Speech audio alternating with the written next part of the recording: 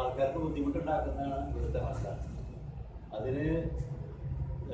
അതിനെക്കുറിച്ച് ചുരുക്കി പറയണമെന്നുണ്ടെങ്കിൽ ചിലർക്ക് അതുകൊണ്ട് കഷ്ടമുണ്ട്, ചിലർക്ക് നഷ്ടമുണ്ട്.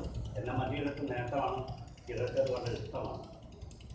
പിന്നെ ഹർത്താൽ കൊണ്ട് ജനങ്ങൾക്ക് ഉപകാരപ്രദമായി എന്തുണ്ടാവുമെന്ന് ചോദിച്ചു കഴിഞ്ഞാൽ ഈ സർക്കാരിൻ്റെ ജനശ്രദ്ധ വിളിച്ചു പറ്റി ഇതിൽ നിന്ന് ജനങ്ങൾക്ക് എന്തെങ്കിലും നേട്ടം ഉണ്ടാകുമെന്നാണ് പ്രതീക്ഷ.